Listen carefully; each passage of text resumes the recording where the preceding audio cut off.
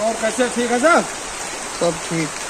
स्वामी जी बहुत समय हो गया, कई साल हो गए ध्यान लगाते लगाते, ध्यान लग नहीं रहा। ध्यान सीखोगे? जी। ध्यान ऐसी चीज नहीं है कि तुम किसी के सिखाने से ध्यान सीख लोगे। हाँ, ये है कि ध्यान की बेसिक नॉलेज कोई तुमको दे सकता है। हम तुम्हें बेसिक नॉलेज देंगे और अपने साथ बैठ करके ध्यान में उतारने का प्रयास करेंगे। जब थोड़ा सा मन तुम्हारा शांत हो जाएगा तो उस विधि से तुम अपने आप ध्यान की गहराई में उतर जाओगे। जब तक तुम्हारा ध्यान किसी दूसरे पर रहेगा, जब तक तुम्हारा ध्यान किसी दूसरे पर रहेगा कि कोई सिखा रहा है, तब तक तुम ध्यान में उतर नहीं सकते। सिखाने वाला तुम्हें विधियां बताएगा और विधि बताने के बाद उस विधि से अपने आप जब अंतःकरण में उतरने की कोशिश करोगे तो धीरे से ध्यान के अंदर सरक जाओगे। और ध्यान में उतरने का इस संसार के अंदर नहीं बल्कि चारों युगों के अंदर जो एक विधि है वो विधि है श्वास पर आधारित। जितनी भी विधियां हैं ध्यान की वो कहीं न कहीं श्वास पर डिपेंड करती हैं। तो उसी में एक विधि का नाम है अजपा जप।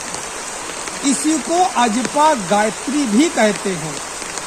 तो अजपा गायत्री का सहारा लो, श्वासों का अनुभव करो और एक विधि पकड़ लो, अजपा की विधि पकड़ लो, ध्यान में उतर जाओगे। अधिक से अधिक ज्यादा से ज्यादा आपको उतरने में लगेगा ध्यान में एक 90 दिन। दूसरी बात, ध्यान में उतरना उतना कठिन नहीं है जितना ध्यान के विषय में जानना। ध्यान क्या होता है, ध्यान क्यों लगाया जाता है, ध्यान लगाने से क्या क्या शरीर के भीतर परिवर्तन होते हैं, मन के भीतर क्या क्या परिवर्तन होते हैं। ध्यान लगाने से जब शरीर में स्थित, जिसे योगी लोग kundalini power, supreme power, serpent power कहते हैं, वो जगती है, तो उस जगने से क्या क्या लक्षण प्रकट होते हैं, इन सब बातों की जानकारी होनी आवश्यक है। क्योंकि जैसे जैसे तुम ध्यान करोगे तो ये लक्षण प्रकट होंगे। अब मान लो तुमको कुछ पता नहीं है, तुम्हें पता ही नहीं चलेगा कि हमारी ध्यान में गति हो रही है, तुम्हें पता चलेगा ही नहीं। इसलिए ध्यान लगाना बाद में, पहले ध्यान के विषय में जानना बहुत जरूरी है। सामान्य तौर पर होता क्या है, हम जो पूजा पाठ घरों में आमतौर पे करते हैं ये भी ध्यान का ही एक अंग है, मगर प्राइमरी का अंग है। तो ये तुम्हें समझना पड़ेगा कि हम अपनी ही पूजा पाठ को शुरुआत करके कैसे अजपा जप और अजपा जप शुभंग जप ध्यान के अंतर्गत उतर जाए। इसके लिए हमने एक बहुत सुंदर व्यवस्था रखी है। एक दो दिन का तो खेल है नहीं। अब तुम्हारे पास इतना समय नहीं है कि तुम मेरे पास यहाँ डेली आ सको। आज घूमने घामने आ गए और तुमने पूछ लिया। अब डेली मैं कहूँ कि 1-1.5 महीने अगर तुम हमारे यहाँ बने रहो तो तुम कैसे रहोगे। इसके लिए मैंने एक व्यवस्था बनाई है। मैंने आध्यात्मिक मोटिवेशन का एक 90 दिन का कोर्स बनाया है। मेरा व्हाट्सएप नंबर तुमको पता है, लिख लो। तुम्हारे दोस्त को सुनील को पता होगा, 98 97 72 74 41। इस नंबर पे अपना, तुम हो या तुम्हारे कोई दोस्त पढ़ने वाले हो, वो अगर ध्यान सीखना चाहते हैं तो इस नंबर पे अपना नाम, उम्र और जिला लिख के भेज देंगे। मैं उनको अपने ग्रुप में जोड़ लूँगा और 90 दिन तक मैं उनको एक लेख पढ़ने को भेजता रहूँगा। उस लेख को अगर वो एक क्रम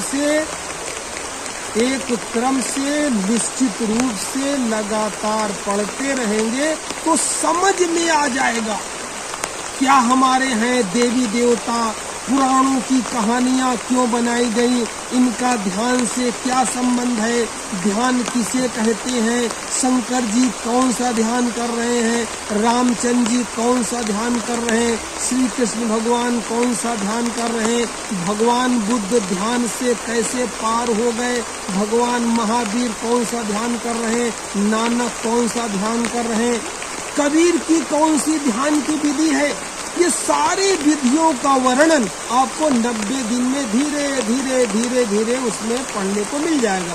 फिर इन्हीं 90 दिनों के अंतर्गत सुबह और शाम गूगल मीट पे उसका हम ध्यान का अभ्यास भी कराते हैं। तो इधर तो तुम्हें पढ़ने को मिलेगा, उधर तो तुम्हें पढ़ने को मिलेगा, और पढ़ने के साथ साथ सुबह शाम तुम्हें प्रैक्टिकल करने का अभ्यास भी मिलेगा। हालांकि मेरा समय निश्चित है, मेरा समय प्रातःकाल 5 से 6 बजे तक है और सायंकाल 8:30 से 9:30 बजे तक है। फिर भी आपकी सुविधा के अनुसार जो समय तुम्हें सूट करे हमको लिख के भेज देना, उसी समय में एक अलग बैच आप लोगों के लिए चला दूंगा। इससे क्या होगा, ध्यान में तो उतरना अलग बात है, वो तो तुमको स्वयं उतरना पड़ेगा, मगर ध्यान की जो बहुत बारीकियां हैं, श्वास की जो बहुत बारीकियां हैं, उन बारीकियों के गुणों से मैं अवगत करा दूंगा। फिर उन्हीं गुणों को लेकर के, उन्हीं सिद्धांत को लेकर के, श्वास की उन्हीं बारीक अनुभवों को लेकर के जैसे मैं बताऊंगा, ऐसे अगर चलते रहेंगे तो कुछ दिन 3 महीने तक तो मैं आपके साथ रहूंगा। आप अपने घर पे रहेंगे, मैं अपने कुटिया में रहूंगा, यूट्यूब पे आप सामने आकर के बैठ जाएंगे, चर्चाएं होती रहेंगी, बताता रहूंगा। 3 महीने में आप देखेंगे कि आपकी मन की परेशानी शांत हो गई। मन जो इधर उधर बिना मतलब की बातें सोचता था, फालतू बातें सोचता था, सोचना क्या है, सोच क्या रहा है, करना क्या है और कर क्या जा रहा है, शरीर हर समय हलचल में रहता है, चिड़चिड़ाहट रहती थी, बेचैनी रहती थी, सब 3 महीने के अंदर सुधर करके शांत हो जाएगा। तो इधर शरीर शांत हो जाएगा, उधर मन शांत हो जाएगा, 2 बातें हो जाएंगी शांत। अब जब शरीर भी शांत हो गया, मन भी शांत हो गया, अब थोड़ा जो मन बचा है, पहले तो मन बहुत ज्यादा बेचैन था, अब जो थोड़ा मन बचा है उस मन को श्वास के रूप में ढाल करके जो अजपा का अभ्यास कराया जाएगा, उस अजपा के अभ्यास में धीरे से आप ध्यान के अंदर उतर जाएंगे। अच्छा, सामान्य जगत में जो इस समय अजपा प्रसिद्ध चल रहा है, उस अजपा में और जो मैं अजपा कराता हूँ उसमें थोड़ा सा अंतर है, बेसिक अंतर है, आगे चल करके वही है, बेसिक में अंतर है। अजपा कराने के पहले मैं आपके अंदर सोई हुई शक्ति को श्वासों के आघात के द्वारा पहले जगाता हूँ। जगाने के बाद, इसके बाद जब ऊर्जा ज्यादा जग जाती है तो उसके विसर्जन करने के लिए थोड़ा बहुत कीर्तन कराता हूँ, ताकि श्वासों के आघात से, प्राण वायु के आघात से जो ऊर्जा जगी है वो इतनी अधिक न हो जाए कि पूरे दिन के लिए सर भारी हो जाए। तो उस ऊर्जा को विसर्जित करने के लिए, बहाने के लिए थोड़ा सा आनंदमयी कीर्तन कराता हूँ। अब इस 2 प्रक्रिया हो गई। अब 2 प्रक्रियाओं के बाद शरीर काफी शांत हो गया, मन भी काफी शांत हो गया। अब एक 5 मिनट के लिए मैं थोड़ा ओंकार जप का सहारा लेता हूँ। 5 मिनट आपको लय के साथ डूब करके ओंकार कराऊंगा। बस 3-4 प्रक्रिया कराऊंगा। इसके बाद आप बिल्कुल रिलैक्स हो जाएंगे, जैसे नींद में जाते समय रिलैक्स होते हैं। बिल्कुल जब आप रिलैक्स हो जाएंगे, अब हम कहेंगे अब ध्यान में उतरने की कोशिश करिए। धीरे से श्वासों और अजपा मंत्र का सहारा लीजिए और ध्यान में उतरने की कोशिश कीजिए। अजपा मंत्र भी एक जपा जाता है अपने आप पुस्तकों से देख करके, और एक जो प्राचीन गुरु परंपरा के अंतर्गत चला रहा है। आपने अजपा में सोहम और सोहंग की चर्चा सुनी होगी, मगर जो गुरु परंपरा से पीछे से चला रहा है वो है सोहंग। उसका मैं जाप कराऊंगा और एक विधि, एक सिस्टम के अनुसार कराऊंगा। केवल 3 महीने अगर आपने इस प्रकार अजपा को कर लिया तो 3 महीने में आप इतने परिपक्व हो जाएंगे कि कब ध्यान में उतर गए किसी क्षण आपको पता ही नहीं चलेगा। और एक बार भी जीवन में अगर कोई ध्यान को उपलब्ध हो गया, ध्यान में कुछ देर ठहर गया, पहले बात तो ध्यान में उतरना, जब बिल्कुल सब शांत हो जाए, मन बिल्कुल स्थिर हो जाए, स्थिर होने के बाद एकदम उस स्थिरता को पकड़ने के लिए साक्षी भाव से प्रयास किया जाए, उस भाव का विस्तार किया जाए, तो धीरे धीरे व्यक्ति समाधि के अंदर उतरने लगता है। ये तो हुई अध्यात्म की चर्चा। इसके सांसारिक लाभ भी बहुत ज्यादा हैं। जब आप ध्यान करते हैं, आपकी भीतर की शक्ति जगती है, तो संसार के भी सारे कृत्य आपके बनते चले जाते हैं। क्यों बनते चले जाते? ध्यान में ऐसी शक्ति है, आप कोई भी ध्यान करेंगे, ध्यान करने से आपकी सरपेंट पावर, कुंडलनी शक्ति ही जगती है।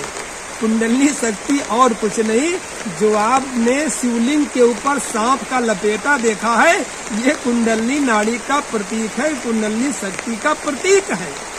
और जब इसको योग की भाषा में नागिन भी कहते हैं, नाग भी कहते हैं, तो एक पुस्तक है बजरंग संहिता। बजरंग संहिता में लिखा हुआ है, राहु केतु शनि क्रूर ग्रह काल सर्प शैतान और नाग शक्ति को लख भगे सभी छोड़ मैदान। संसार में हम देखते हैं तो कोई शनि से पीड़ित है, कोई राहु से पीड़ित है, पंडित जी राहु देख लेना, हमारा मंगल खराब चल रहा। सारी समस्या का हल आप अपनी नाग शक्ति जगाइए, कुंडलनी सक्रिय धीरे धीरे सक्रिय करिए, तो पता चला इसके डर से जितने भी ग्रहों के असर हैं सब दूर खड़े होंगे। और क्या चाहिए? मतलब संसार भी सुधरेगा, लोक भी सुधरेगा, परलोक भी सुधरेगा। इतनी सुंदर साधना है। राहु केतु शनि क्रूर ग्रह काल सर्प शैतान और नाग शक्ति को लख भगे सभी छोड़ मैदान। तो इतनी सुंदर विधि है ध्यान की। अभी आपने सामान्य समझा होगा कि हमारी पूजा पाठ अलग है, ध्यान अलग है, काम धंधा अलग है, ध्यान अलग है। इन सबको मैं मिक्स करके आपको समझा दूंगा कि ध्यान के अंतर्गत ये लोक और परलोक दोनों सुधर जाते हैं। तीन महीने आप जो है मेरे साथ अपने घर पे बैठ करके अभ्यास करिए। जब मैं देखूंगा कि आपकी कम से कम 2 घंटे की शांतिपूर्ण बैठक को आप उपलब्ध हो गए हैं, बिना पलक झपकाए बिल्कुल शांत भाव से, जिस दिन 2 घंटे की आपकी बैठक हो जाएगी, फिर एक दिन कभी मैं आपको अपनी कुटिया में बुला करके अपने सामने कभी 3-4 दिन का अभ्यास करवा दूंगा। तो जो कमी है उसमें पूरी हो जाएगी। बड़ा सुंदर स्थान है ये, देहरादून का जंगल चोला है। अभी आप इधर देख रहे हैं, ये देखिए पूरी उधर से नदी आ रही है, ये जंगली जंगल है, और सामने जो है ये अपनी कुटिया है। ये जो आप सामने देख रहे हैं अभी ये निर्माणाधीन है, बन रही है। ये आप लोगों के लिए ही बनवा रहा हूँ। और इसके आप सामने इधर देखेंगे हरियाली है, सुंदर वातावरण है। तो कभी समय निकाल करके जब 3 महीने आप परिपक्व हो जाइएगा तो आप आ जाइएगा, आराम से रहिएगा। 1 हफ्ते 2 हफ्ते जब तक आपका मन लगे रहिए, मेरे साथ बैठ करके अभ्यास करिए। जो आपकी कमी हो, जो आपके प्रश्न हो, उनको पूछिए, संभवतः उनका उत्तर देने का प्रयास किया जाएगा। तो कभी जुड़ के देखिएगा।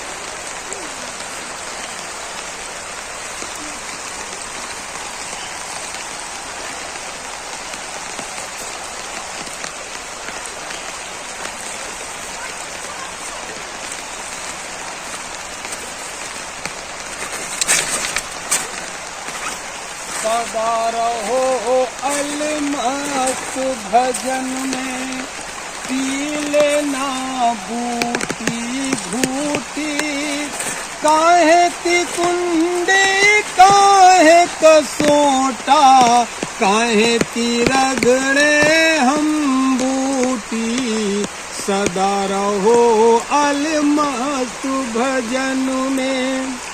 तन की कुंडी मन का सोटा, तन की कुंडी मन का सोटा, नाम की रगड़ो तुम बूटी, नैनों का रुमाल बनाकर प्रेम से छानो तुम बूटी, सदा रहो अलमस्त भजन में, पी लेना बूटी घूटी, काहे की कुंडी काहे कसोटा, काहे की रगड़े हम बूटी, तन की कुंडी मन का सोटा, तन की कुंडी मन का सोटा, नाम की रगड़ो तुम बूटी, नैनों का